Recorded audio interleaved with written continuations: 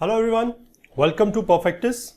So today we are starting with the subject of thermodynamics, and let us first of all see a very important topic, that is the first law of thermodynamics. This is a very important topic, so let us begin with it.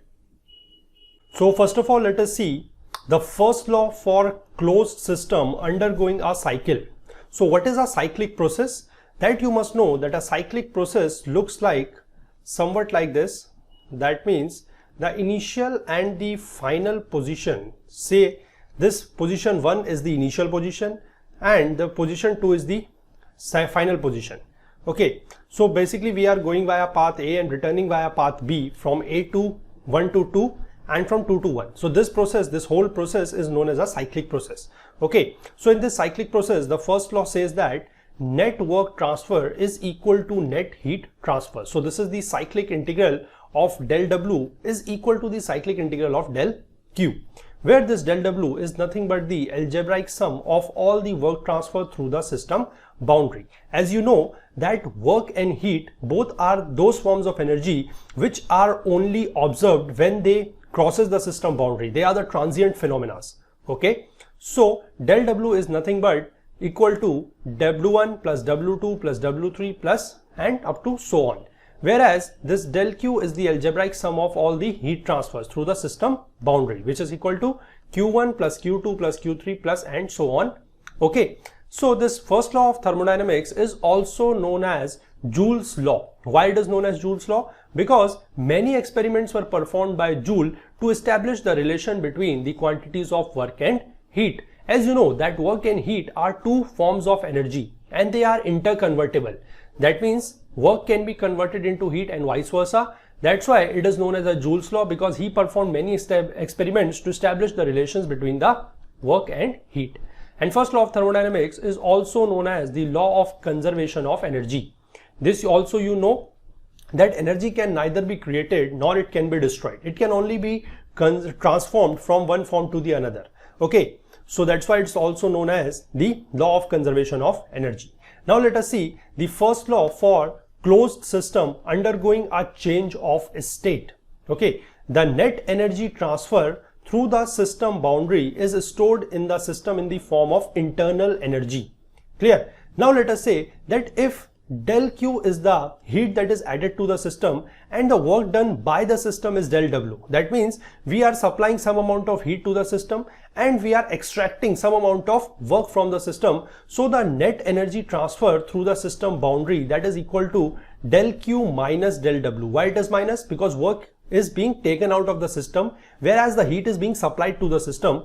So it is stored in the form of the change in internal energy, that is delta E. That is del Q minus del W is delta E. Okay, or you can write it in another way, that is del Q is equal to del W plus delta E. So this change in internal energy or simply energy is the net energy transfer through the system boundary. Okay, now let us draw some important conclusions from the first law of thermodynamics. So first important conclusion that we draw from here is that is heat transfer is a path function. Okay, so now let us say we arrive from 1 to 2, okay, by a path A, and then we return back from 2 to 1 by a path B. So we get this thing, that is 1A2 B1. Okay, so this is nothing but cyclic integral of del Q is equal to the cyclic integral of del W. Okay, so this is this part. Similarly, when we go from 1A to C1, we arrive at these things. Okay, this is also same concept has been used here as well.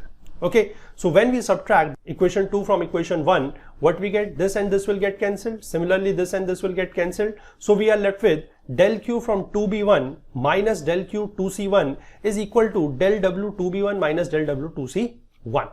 So we can say that this left hand side is not equal to 0, because it is equal to this part, which is not equal to 0.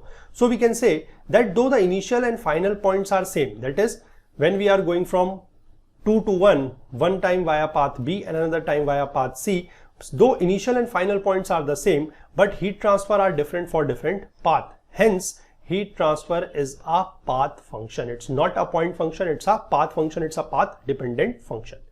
Another important conclusion that we can draw from the first law of thermodynamics is that the energy is the property. Okay, so again doing the same thing, going from 1 to 2 via path A and returning to 1 via path B. So this is again the same thing that we have written, and similarly going from 1 to 2 via path A and returning via path C, we again do this thing. So again subtracting equation 2 from equation 1, this and this will get cancelled. Similarly this and this will get cancelled. So we arrive at this same thing. So we rearrange the terms and bring it in this way, that is del Q minus del W 2B1 is equal to del Q minus del W 2C1. Now in this case you can see, though the initial and the end points, the final and the initial points 1 and 2 are same, and the quantity, that is del Q minus del W, is same for both the paths B and C. Hence it must represent a change in some property known as energy, because this becomes, then in this case this del Q minus del W, if I write it in this way, that is del Q minus del W is nothing but delta E. Okay, and since these two are path independent, so this becomes your point function. These becomes your point functions. Okay, and that point function in this case, that is this, is known as, what is it known as? It is known as energy. Clear? Then del Q minus del W is equal to delta E. Now this energy comprises of three types of energy, that is internal energy, kinetic energy and potential energy. So when we take the delta on both the sides, we arrive at this thing. Now if the system is stationary, that is delta kinetic energy is equal to 0. So this we are considering that the system as a whole does not move. So we say that the macroscopic kinetic energy of the system is 0. Okay, and also the potential energy changes does not take place, or we do not consider them in the thermodynamic processes, so that is also taken equal to 0. So this delta E becomes equal to delta U, where this delta U is nothing but it is your internal energy. Okay, this is your internal energy. Clear? Then so this can be written as this form. Okay, so delta Q is equal to delta U with plus this del W, and this del W comprises of two parts. One is your boundary work and another one is your other work. So del W, this is basically the work, that is your boundary work, is nothing but your, you can say, the piston cylinder arrangement type of work. Okay, which is nothing but your, also known as your PdV work, where this is pressure and dV is the change in volume. And whereas the other work, when you know, another type of work can be your stirrer work. Okay, suppose you have a paddle wheel and you have kept a paddle wheel, you are rotating some fluid using the paddle wheel. So the work that is being done in that case is your stirrer work. Okay, now if your other work is equal to 0 and the process is quasi-static. What is a quasi-static process? Quasi-static process means it's a reversible process plus very slow process. Very slow, or you can say infinitely slow process, are known as quasi-static processes. So if these two conditions are valid, then your del Q becomes equal to du plus pdv, where this is nothing but your boundary work. Okay, now if we talk about another conclusion that we draw from this first law of thermodynamics, that is the isolated system is a constant energy system, that is del Q minus del W is equal to delta E. Okay, now if the system is isolated, what is the isolated system? Isolated system means those systems in which there is neither energy interaction nor the mass interaction between the system and the surroundings. So when there is no energy interaction, that means energy does not changes either in the form of heat or in the form of work. So when we will put these two here, we will get that delta is equal to 0 or energy E of the system is constant. Clear? Now we get one more important term, that is known as PMM1 or perpetual motion machine of first kind. What is it?